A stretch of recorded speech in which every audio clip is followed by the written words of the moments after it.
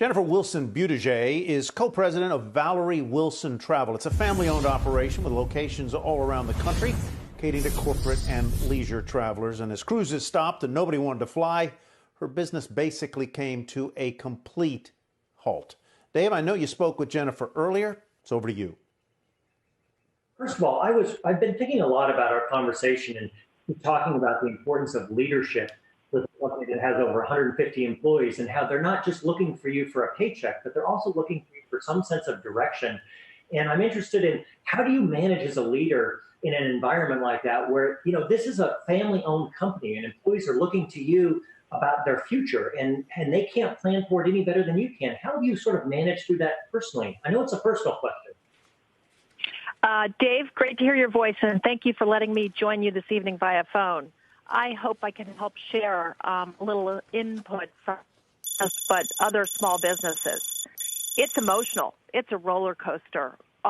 Indeed, we have over 115 employees, but we also have a network of 175 independent contractors and do business in 8 states and 15 locations.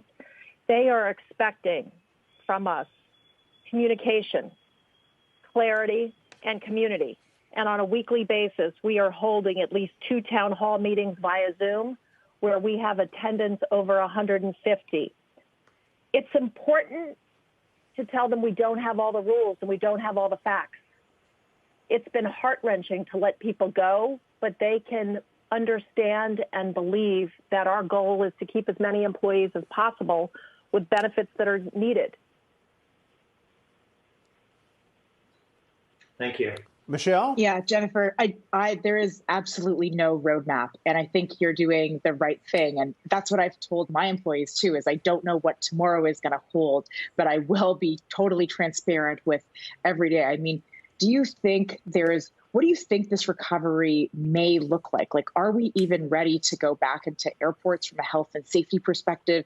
It's kind of unreasonable to think about business travel if people have to be quarantined for 14 days. Like, do you see any bright spots here in terms of recovery? Michelle, a lot of great points in there. What I'd like to say is we were very much a viable business. We just came off our most successful year after almost 40 years in business. We've survived SARS and MERS, ash cloud, Gulf War I and II, and 9/11, which was devastating. This is worse than 9/11 and the 2008 Wall Street crisis combined because it's a health crisis. Wow. And it's the consumer confidence and it's a tolerance for risk. So all the other factors that we had planned for as a business to say it might be down 5 to 25% for 2 to 4 years, that went out the window when literally our business stopped overnight. We were 75% international and typically 75% front of the plane, first business class. The corporate traveler, there are many issues there. Zoom and telecommuting and meetings has become popular. But I think it's the concern of corporations. They don't want to put their employees in harm's way or perception of harm's way until we have a cure or a vaccine. On the leisure side and vacations, no one's going to take 2 weeks to quarantine before you go somewhere. And I firmly believe travel is going to come back because a corporate client's going to want to look a client in the eye, shake their hand. A leisure customer is going to want to dream and go back to an amazing place with great memories. But I think right now what we have to focus on is the reality as a business owner and with the tens of thousands of other travel companies as part of this ecosystem, it's a cash flow crisis.